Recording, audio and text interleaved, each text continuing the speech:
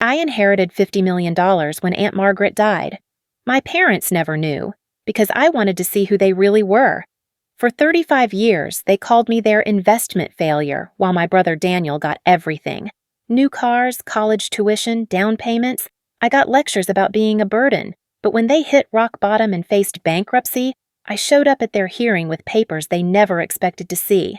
Turns out, I'd been their landlord for 3 years. They'd been paying rent. To me. Hi, I'm Patricia. If you've ever been treated like you're less than, stick around. By the end, you'll see why sometimes the best revenge is just watching karma work.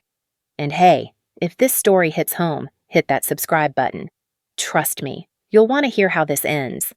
It was Thanksgiving 2019, and the Thompson family looked picture perfect.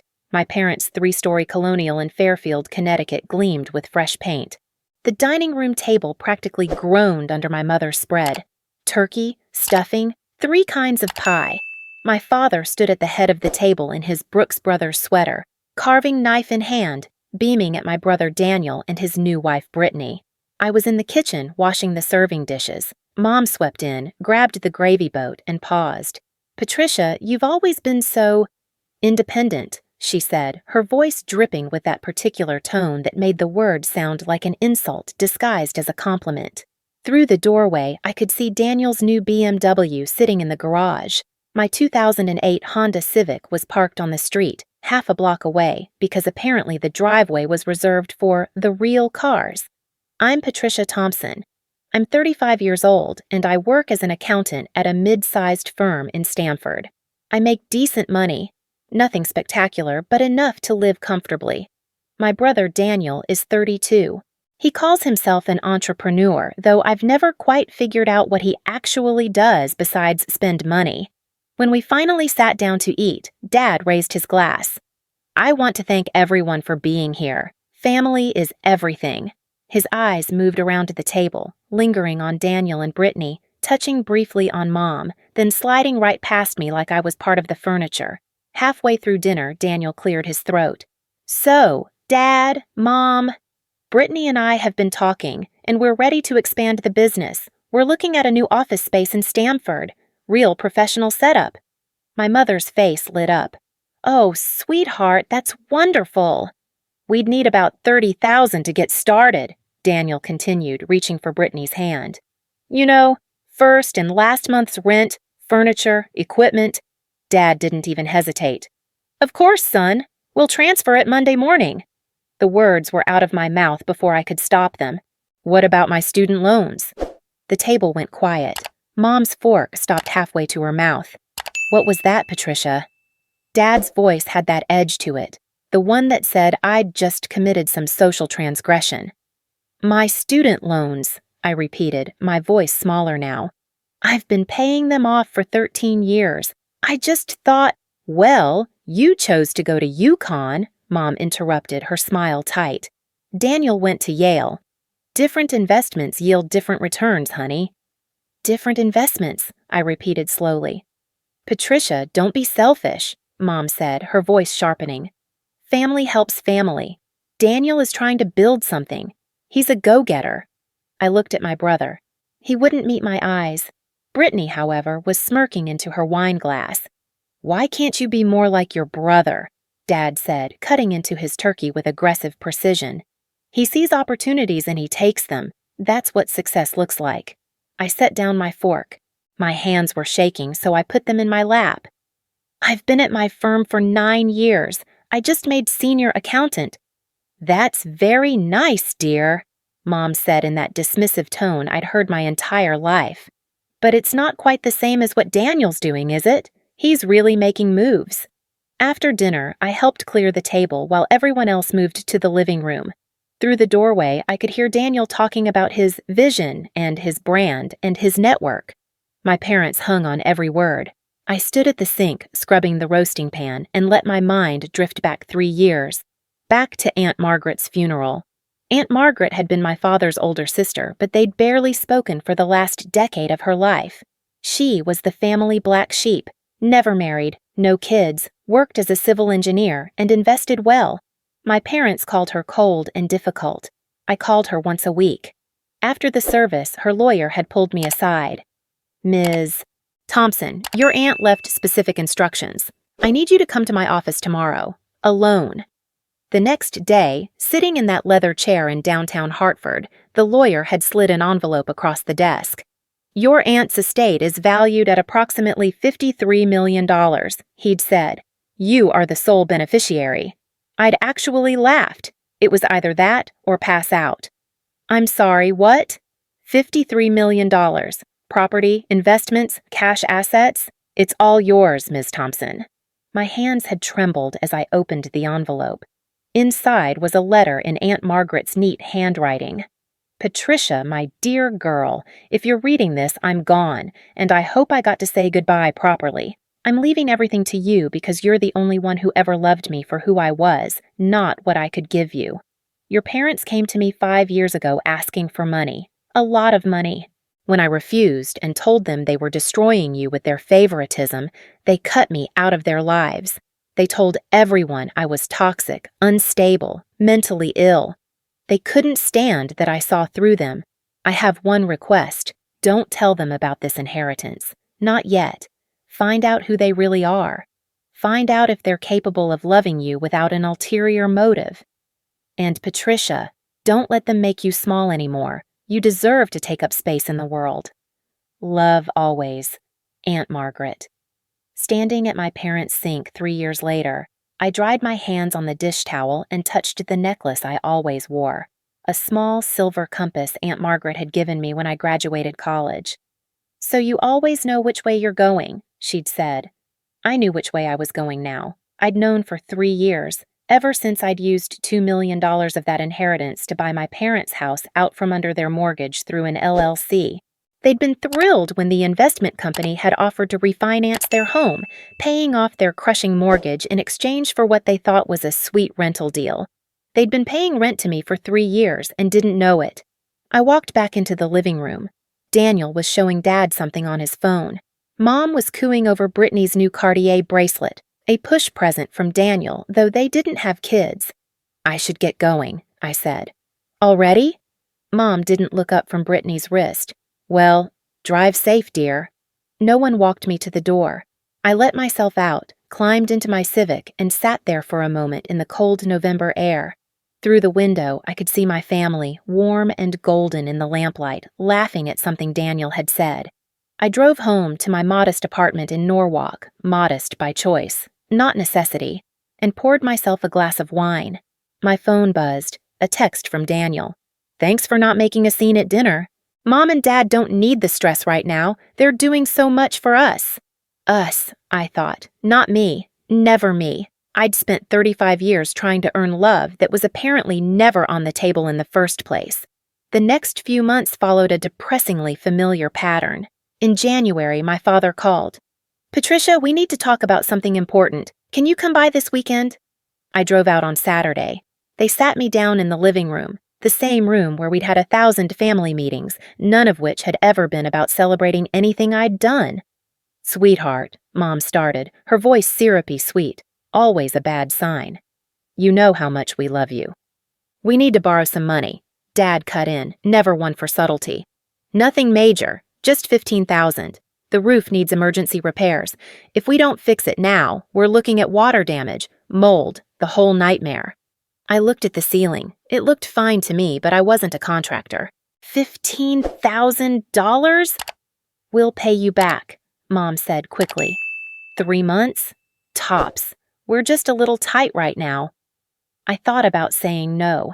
I thought about asking why they didn't ask Daniel, who apparently was running such a successful business. Instead, I heard myself say, okay.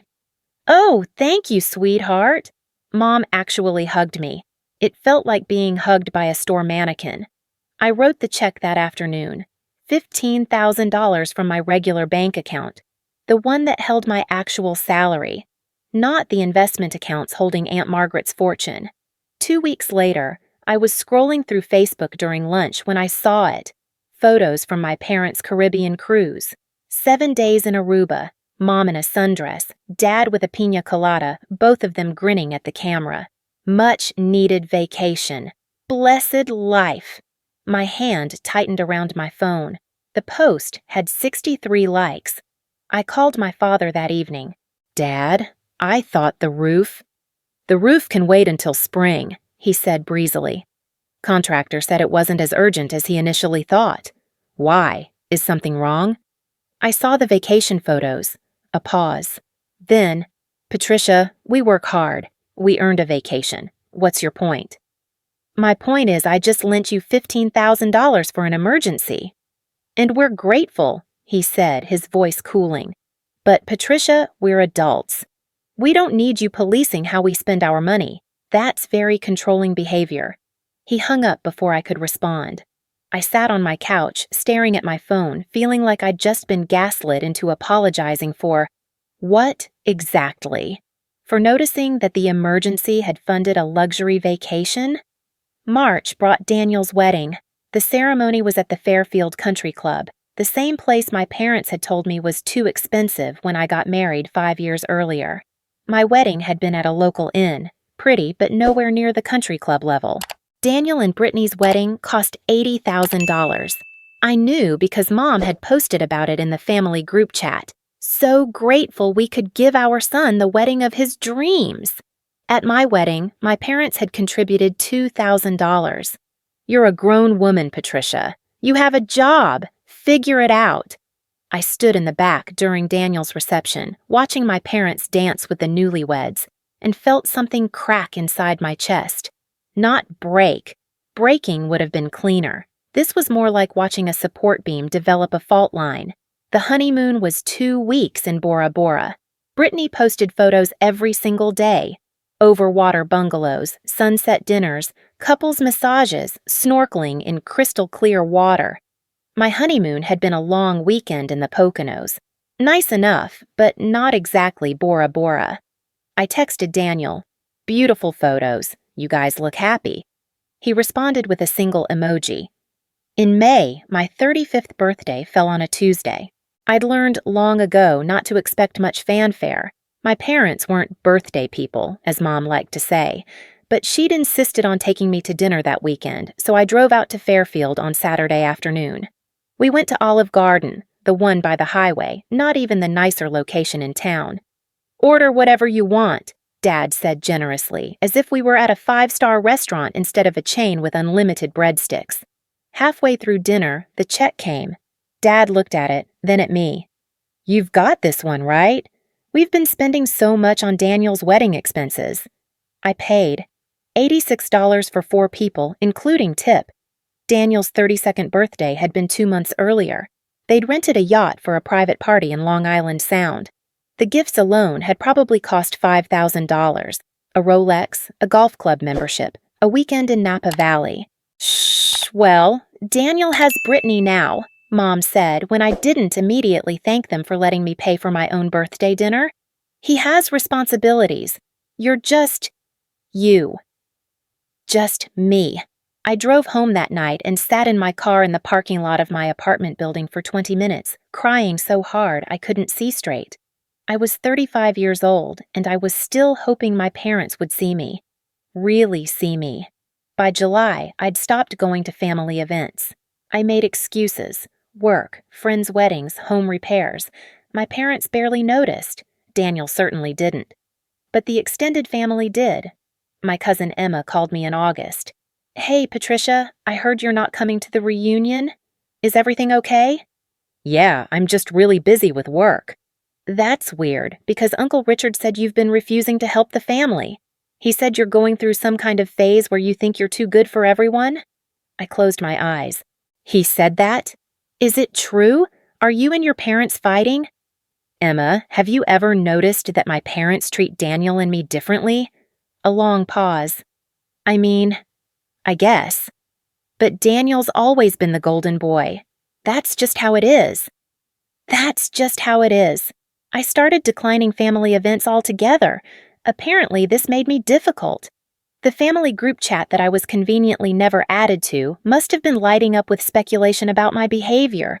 Then came the phone call that changed everything. It was a Thursday in October, almost a year after that Thanksgiving dinner. I was in bed reading when my phone rang at 10 p.m. Mom's name flashed on the screen. Hello? Patricia. Her voice was raw, like she'd been crying for hours. Patricia, we're losing the house. I sat up. What? We need help. We need you. Mom, slow down. What's happening? My father's voice came on the line. They'd put me on speaker. Daniel's business failed, completely under. He took out loans, big loans. We co-signed. My stomach dropped. How much? The bank is foreclosing, Mom said. 90 days. Patricia, we're going to lose everything. How much? I repeated. $250,000, Dad said, his voice flat. I couldn't breathe. That's your family? Dad cut in. You have to help us. That's what family does. I should have felt triumphant. I should have felt vindicated. Instead, I just felt tired. I need to think, I said. Think? Mom's voice pitched upward. Patricia, we don't have time for you to think. We need action.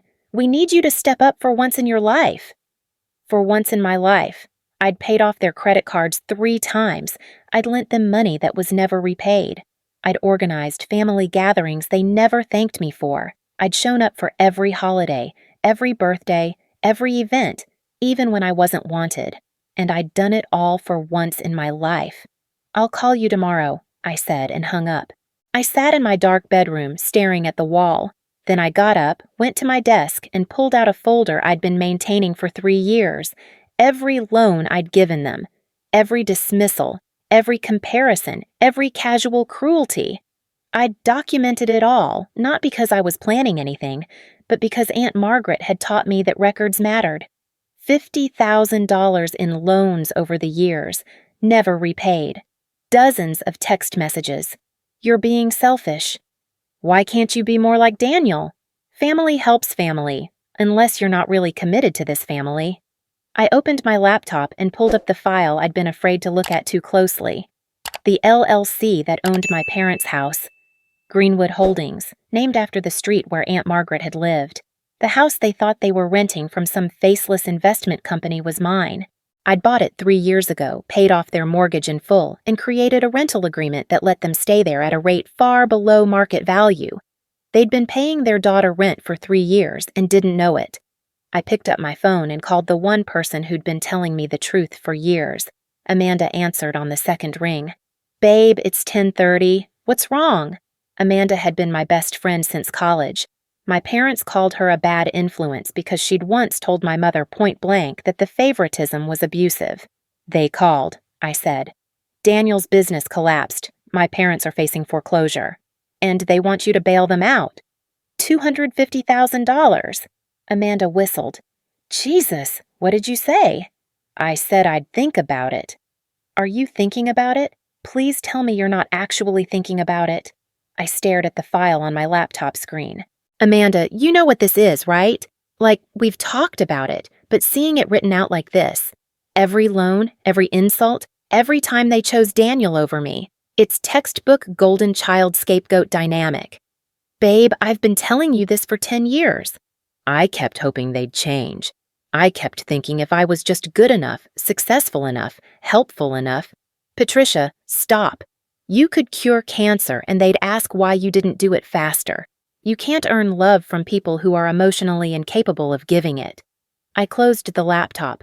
Aunt Margaret knew. That's why she left me the money. That's why she told me not to tell them. What are you going to do? I thought about that letter, the one I'd read and reread so many times the paper was soft at the creases. Find out who they really are. I'd found out. And now it was time for them to find out who I was. I'm going to let them face the consequences, I said. I'm going to let them learn what it feels like when the person they've been using finally stops being available. You're not giving them the money? I'm not giving them my money, I corrected. But I am going to show up for the bankruptcy hearing. Why? Because, I said, feeling something hard and bright crystallizing in my chest. I own the house they think they're losing, and I think it's time they found out exactly who's been keeping a roof over their heads. Amanda was quiet for a long moment. Then, oh my God, Patricia, that's brilliant. That's absolutely brutal and brilliant. Aunt Margaret left me one condition on the inheritance, I said. Don't enable them. Let them face the consequences. She was right. They're not going to lose their house. I'd never do that to them. But they are going to learn that the daughter they've been treating like garbage is the only thing standing between them and disaster. I spent the next 2 weeks documenting everything. Every email where they asked Daniel about his needs and me about my ability to contribute. Every family gathering where my achievements were glossed over and Daniel's potential was celebrated. Every time they'd called me selfish for wanting acknowledgement. I also called Aunt Margaret's lawyer, now my lawyer, and had him prepare a folder. Property deeds, rental agreements, payment records, everything. Organized and professional and damning. The bankruptcy hearing was scheduled for a Friday morning at the federal courthouse in New Haven. I took the day off work. I wore my best suit, navy blue, professional, the one I wore for major client presentations. I wanted to look like exactly what I was, a woman who had her life together. I arrived early and sat in the back of the courtroom, watching as other cases were called. My parents and Daniel came in 15 minutes before their scheduled time. They looked terrible. Dad had lost weight. Mom's hair was grayer than I remembered. Daniel, somehow, still looked smug. Designer jeans, expensive sneakers, like he was heading to brunch after this. They didn't see me. They were too focused on their lawyer, a tired-looking woman in her 50s who kept checking her watch. Finally, the judge called their case. Thompson Family Bankruptcy Petition, case number 2020 BK 44472. My father and mother stood. Daniel stayed seated, apparently not officially part of the bankruptcy filing, just the cause of it. The judge reviewed the documents. Mr. and Mrs. Thompson, you're facing foreclosure on your primary residence at 127 Oak Street, Fairfield. Is that correct? Yes, Your Honor, my father said. His voice was smaller than I'd ever heard it. And you're requesting an extension on the foreclosure timeline to seek alternative financing? Yes, Your Honor. We're hoping for 90 additional days.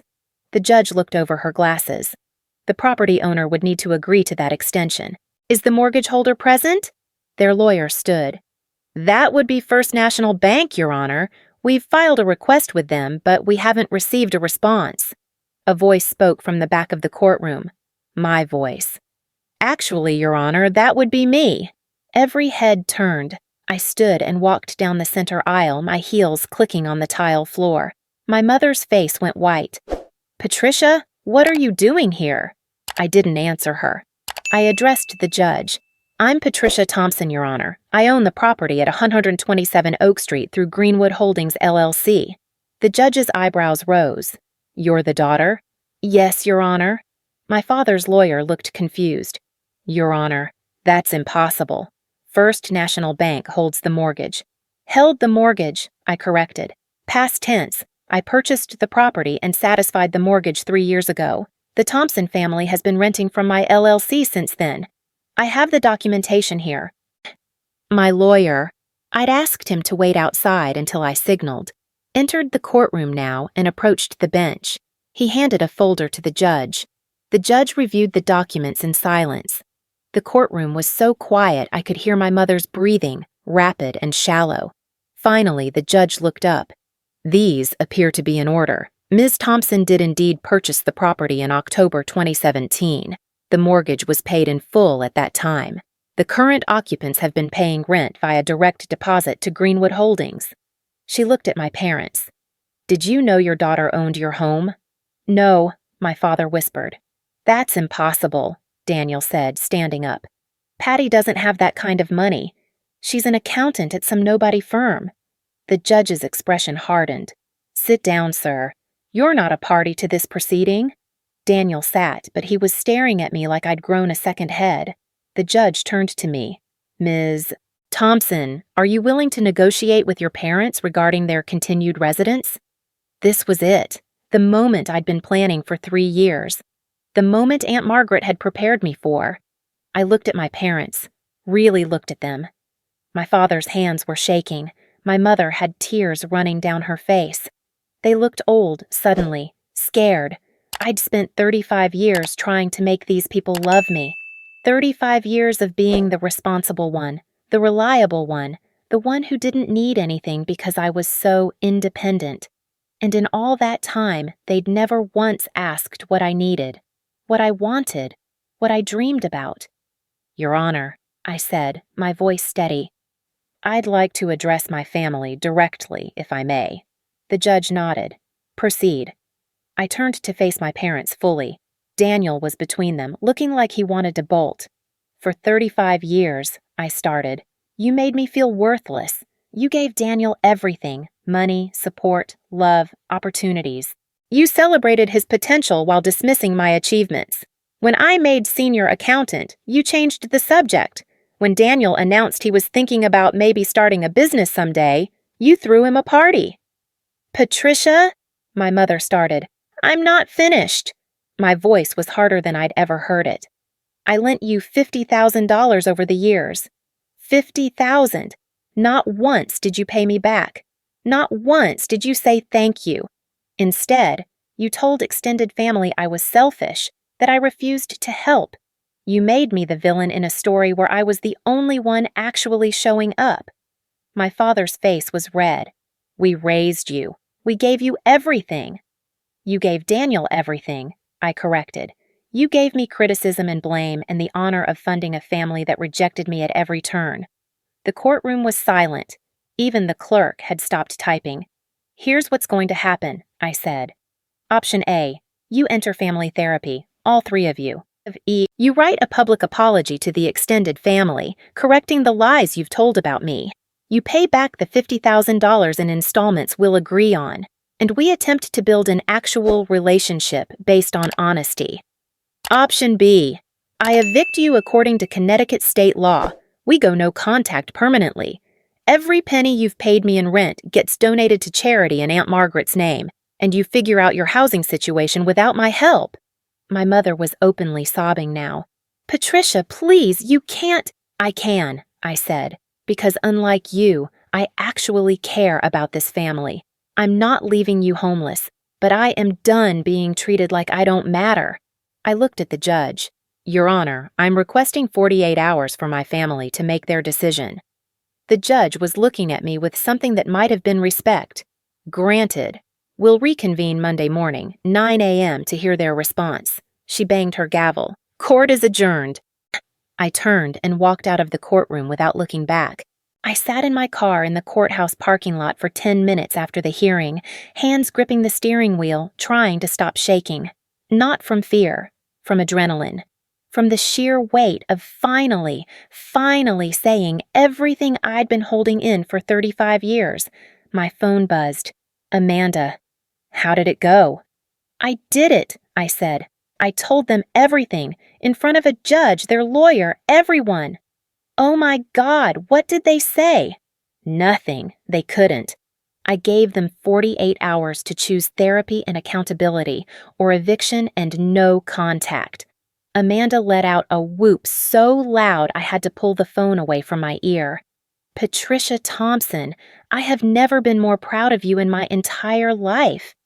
I drove home in a daze, half expecting my phone to explode with calls, but it stayed silent. 24 hours passed. Nothing. Then, on Saturday afternoon, an email appeared in my inbox. From Helen Thompson. Subject, your conditions. Patricia, we choose option A. We'll do the therapy. We'll write the apology. We'll pay you back. Please don't take our home. Please. Mom, I stared at the email for a long time. 2 sentences. No apology for the decades of dismissal. No acknowledgement of the pain. Just, please don't take our home. But it was something. More than I'd expected, honestly. Then my phone buzzed. A text from Daniel. You're a vindictive bitch. Family doesn't do this. You used your money to control and humiliate us. Congratulations. You're just as toxic as Aunt Margaret was. I read it 3 times, waiting for the gut punch of hurt. It didn't come. Instead, I felt something else. Clarity. Daniel wasn't angry because I'd done something wrong. He was angry because I'd stopped being useful. Another text, this time from Brittany, Daniel's wife. I didn't have her number saved, but I recognized it from the screenshots Mom had sent me months ago. Some people use money to control others. So sad when family members can't just be generous without strings attached. Praying for healing. She'd also posted it on Facebook, public. Within an hour, it had 40 likes and a dozen comments from people who had no idea what had actually happened. My cousin Emma called Sunday morning. "Patricia, what is going on?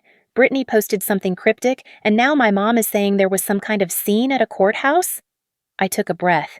"Emma, my parents have been treating me like garbage my entire life while giving Daniel everything. When they needed money to bail out Daniel's failed business, they expected me to hand over $250,000 without question. I said no. That's the whole story.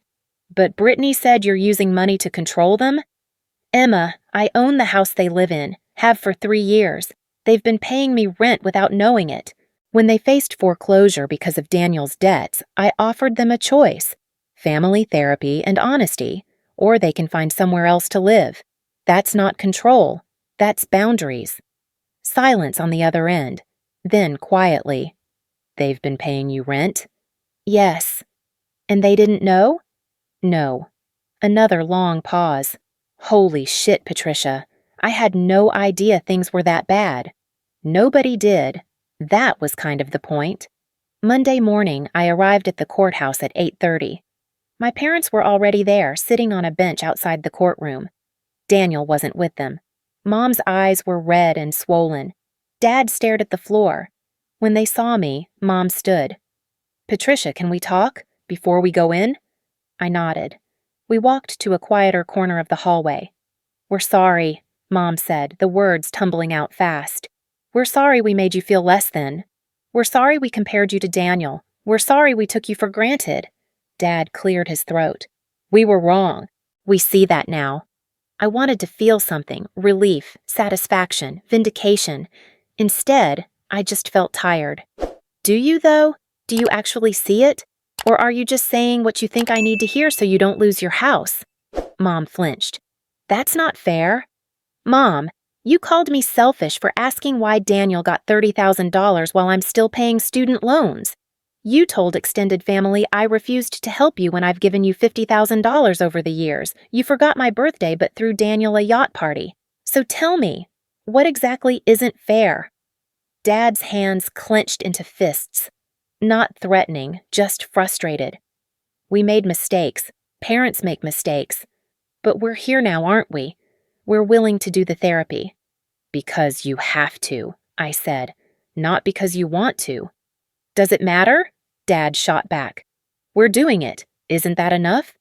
The courtroom doors opened. The bailiff called our case. Inside, the judge reviewed the email my mother had sent. "Ms. Thompson, your parents have agreed to option A. Are you satisfied with this resolution?" I looked at my parents. They looked diminished somehow, smaller than they'd been on Friday. "Your Honor, I want to be clear about the terms. Family therapy, weekly sessions for a minimum of 6 months. A written apology to be sent to extended family members, correcting false statements made about me, and repayment of $50,000 at $500 per month until the debt is cleared." "Agreed," my father said quickly. "Additionally," I continued, "the rental agreement for 127 Oak Street will be modified to a month-to-month lease. If they miss rent, fail to attend therapy, or violate any terms we establish, I reserve the right to terminate the lease with 30 days' notice." The judge looked at my parents. "Do you agree to these terms?" Mom nodded. Dad said, "Yes." "Then I'll approve this settlement." The judge signed a document and handed it to the clerk. "I suggest you all take this seriously. Family therapy isn't a punishment. It's an opportunity. Don't waste it." We left the courthouse separately. I watched my parents walk to their car, Dad's hand on Mom's back, both of them moving like they'd aged 10 years over the weekend. Part of me wanted to run after them, to say it was okay, to make it easier. But that part of me was exactly what had gotten me here in the first place. The first therapy session was scheduled for Thursday evening at a family counselor's office in Westport. I arrived 10 minutes early. My parents were already in the waiting room, sitting on opposite ends of a couch, not touching. The therapist, Dr. Linda Chen, was a woman in her 50s with kind eyes and a no-nonsense demeanor. She invited us into her office. A warm space with soft lighting and comfortable chairs arranged in a circle. "Let's start with introductions," Dr. Chen said. "Tell me why you're here." Nobody spoke for a moment. Then Dad said, "Our daughter thinks we treated her unfairly. We're here to fix that." Dr. Chen made a note. "Patricia, is that why you're here?" "I'm here because my parents have spent 35 years making me feel invisible," I said. "And I want to know if that can change or if I should just accept that it can't and move on." Mom made a small sound, not quite a sob, but close. "Richard, Helen," Dr. Chen said. "What was Patricia's role in your family?" Dad shifted uncomfortably. "What do you mean, her role?" "Every family has dynamics, roles people fall into. What was Patricia's role?" Mom and Dad exchanged glances. Finally, Mom said, "The responsible one, the one we didn't have to worry about." "And what did that cost her?" Dr. Chen asked. The question hung in the air. "Everything," I said, my voice cracking. "It cost me everything. You didn't have to worry about me because I learned that needing things meant being a burden. So I stopped needing. I stopped asking. I became invisible." Mom's face crumpled. "That's not true. You were never invisible." "Mom, you forgot my birthday this year. You've forgotten it for the past 3 years. But you threw Daniel a yacht party for his 32nd. "That's different," Dad said automatically. Then he stopped, realizing how that sounded. "I mean, Daniel has always been more what?" I demanded. Dr. Chen held up a hand. "Let's pause here. Richard, finish that thought. Daniel has always been more what?" Dad looked at the floor. "More in need of support. Patricia always had it together. She didn't need us." "Everyone needs their parents," Dr. Chen said gently. "The question is whether you were available when Patricia needed you. Were you?" Silence. "No," Mom whispered. "No, we weren't." That first session ended with homework. Dr. Chen asked my parents to write down 3 specific times they'd prioritized Daniel over me and what they would do differently now. I drove home feeling wrung out, exhausted, and strangely hopeful. The second session, Daniel was required to attend. He showed up 20 minutes late, wearing a hoodie and jeans, earbuds still in his ears until Dad told him to take them out. "Daniel," Dr. Chen said, "your sister says your parents favored you. What's your perspective on that?" Daniel shrugged. "I mean, yeah, maybe, but it's not like I asked for it. That's on them, not me." "You never asked for the $30,000 business investment?" I said. "The $80,000 wedding? The cars, the trips, the constant bailouts?" "Okay, sure, I asked," Daniel said. "But you could have asked too. You just didn't." "I did ask," I said, my voice rising. "I asked for help with student loans. I asked why I had to pay for my own birthday dinner. I asked why my wedding got $2,000 and yours got $80,000. And you know what I was told? That I was selfish, that I wasn't grateful, that I should be more like you." Daniel looked uncomfortable. "Look, I'm sorry you feel that way." "Don't," I cut him off. "Don't do the fake apology thing. Either you're sorry or you're not." "Fine," Daniel said, his voice hardening. "I'm not sorry. You know why? Because you could have said no. You could have stopped giving them money. You could have set boundaries years ago. Instead, you played the martyr and now you're mad at us for letting you." Dr. Chen leaned forward. "Daniel, what you're describing is called victim blaming. Patricia isn't responsible for your parents' choices or for yours." "She kept a $50 million secret for 3 years," Daniel exploded. "She played games, set traps, let us think we were renting from some company when it was her the whole time. And now she's acting like she's the victim.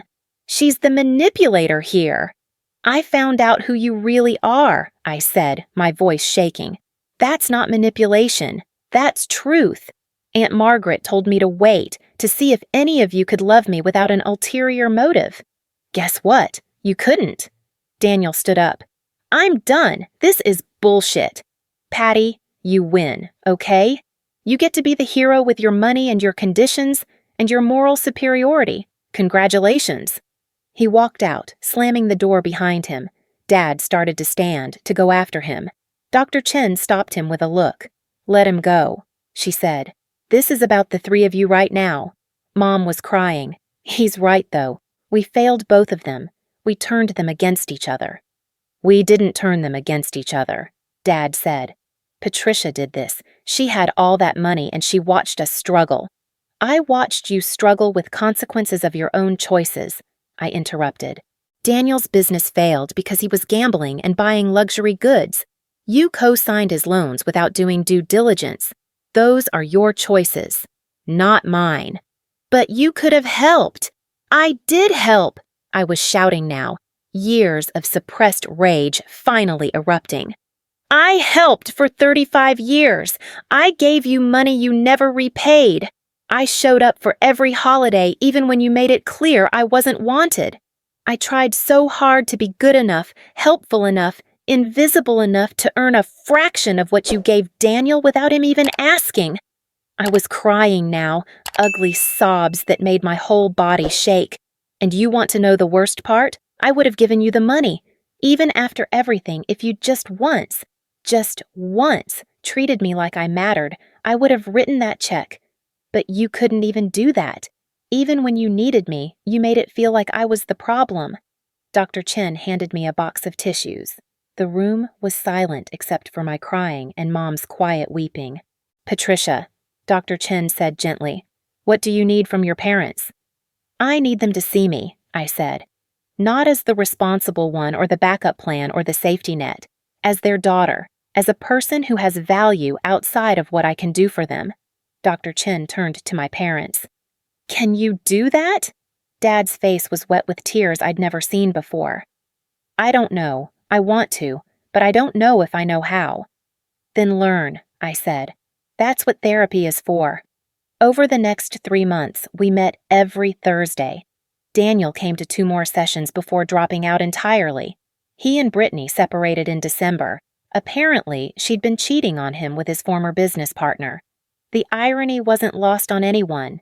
In session 7, Dad talked about his own father, a man who'd only shown approval through criticism, who'd pitted his own children against each other. I swore I wouldn't do that, Dad said, but I guess I did anyway. In session 9, Mom admitted that she'd resented me for being self-sufficient. It made me feel unnecessary. With Daniel, I felt needed. With you, I felt redundant. So you punished me for not needing you by making sure I knew I didn't matter, I said. Yes, Mom said, and I'm so sorry. The extended family apology went out in November, a carefully worded email that acknowledged they'd misrepresented situations and asked for forgiveness. My aunt called me crying, apologizing for believing the worst. Emma showed up at my apartment with wine and hugs. I should have known, Emma said. I should have seen it. It's okay, I told her. They're very good at looking perfect from the outside. The rent payments started arriving on the 1st of each month, $500 toward the $50,000 they owed me, plus their regular rent. Every payment felt like acknowledgement, like proof that I wasn't crazy, that it had been real. In January, 6 months after the courthouse confrontation, something shifted. We were in Dr. Chen's office and she asked my parents what they'd learned. I learned that love isn't just providing for someone's physical needs, Dad said. It's seeing them, acknowledging them, making space for them to be who they are, not who you need them to be. Mom nodded. I learned that I was so afraid of being a bad mother that I convinced myself if Patricia didn't complain, everything was fine. I didn't ask what she needed because I was terrified she'd tell me I'd already failed. And now? Dr. Chen asked. Now I know I did fail, Mom said, looking at me. But maybe it's not too late to do better. I felt something crack open in my chest, not breaking, but opening, like a window letting in light. It's not too late, I said. That spring, 6 months into therapy, my parents invited me to dinner. Just me. At a restaurant I'd mentioned liking, a small bistro in Norwalk I'd never thought they paid attention to. Over pasta and wine, Dad asked about my work. Really asked, asking follow-up questions, remembering details I'd mentioned in previous conversations. Mom asked about my friends, my hobbies, my life. Nobody mentioned Daniel. Nobody compared. Nobody dismissed. When the check came, Dad reached for it. "We've got this," he said. Then, meeting my eyes, And Patricia? Thank you for not giving up on us. I almost did, I admitted. We would have deserved it, Mom said. By summer, a year after the courthouse showdown, my parents had paid back $15,000. They'd completed 8 months of therapy. We'd started having regular dinners, not every week, but once or twice a month. Daniel had moved to Denver. We didn't talk. He'd sent one text in March. "I'm not ready to deal with you yet." I'd responded, "That's okay, I'm here when you are." One Saturday in July, I took my parents to Aunt Margaret's grave. We stood in the sunlight, looking at her headstone. "I should have fought for her," Dad said. "When you both cut her off, I should have questioned it." "She knew," I said. "That's why she left everything to me. She wanted to protect me from you." Mom flinched. "That's harsh." "It's true. But here's the thing. Aunt Margaret also left me instructions. She told me to find out who you really are, to see if you could change." "And?" Dad asked. "Can we?" I thought about the past year. The tears, the revelations, the slow, painful work of rebuilding trust. The way Mom now texted me articles she thought I'd find interesting. The way Dad had shown up at my apartment when I had the flu, bringing soup and medicine without being asked. "Yeah," I said. "I think you can." I started using Aunt Margaret's money more openly. I'd kept my spending modest for 3 years, terrified of being discovered. But now I set up the foundation, the Aunt Margaret Foundation for Overlooked Children. $2 million dedicated to scholarships for kids who felt invisible in their families. I also started a blog, nothing with my real name. Just stories about surviving family dynamics, setting boundaries, learning that walking away isn't cruelty, it's survival. The response was overwhelming. Hundreds of people sharing their own stories, finding community in shared pain. Amanda helped me launch a support group for adult children of narcissistic families. We met monthly in a rented space in Stamford. 20 people showed up to the first meeting. By the third, we had 40. In October, a year and a half after the courthouse, my parents attended a fundraiser for the foundation. They wrote a check, $10,000, which I knew was significant for them. Aunt Margaret would have loved this, Mom said, looking around at the decorated hall, the scholarship recipients giving speeches. "She did love it," I corrected. "That's why she made it possible." Dad squeezed my shoulder. "She'd be proud of you." "I know," I said, and I did. That November at Thanksgiving, I hosted dinner at my apartment. Not the big house in Fairfield, my modest 2-bedroom in Norwalk. I invited my parents, Amanda, Emma, and her husband, and a few friends from the support group who had nowhere else to go. We crammed around my table, passing dishes and laughing, and my father said, "Grace.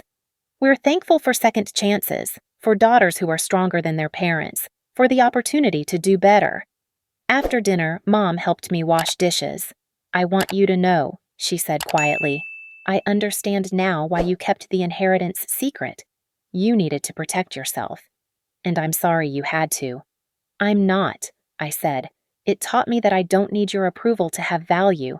That was the gift." She nodded, tears streaming down her face. "I wish I'd given you that gift without you having to fight for it."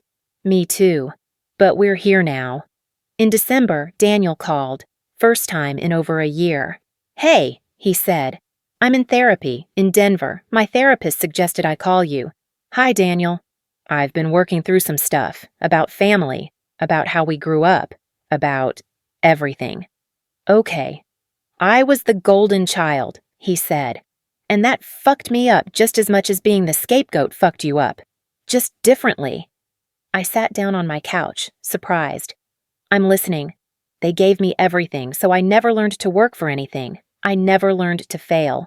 And when I did fail, and I failed a lot, they bailed me out so I never learned consequences. I'm 34 years old and I'm just now figuring out how to be an adult." "Daniel, I appreciate you calling. I do. But I need you to know I can't fix this for you." "I know. I don't want you to. I just wanted to say I'm sorry. For all of it. For taking everything and acting like I deserved it. For letting them treat you like shit.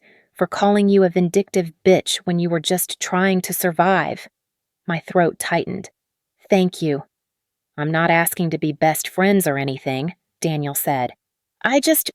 I wanted you to know I see it now. What they did, what I participated in, and I'm working on it. That's all anyone can do, I said. We talked for 30 minutes. It wasn't a magical reconciliation, but it was honest. And honesty, I'd learned, was more valuable than magic. 2 years after the courthouse, I went back to the federal building, not for a hearing, just to stand in the hallway where everything had changed.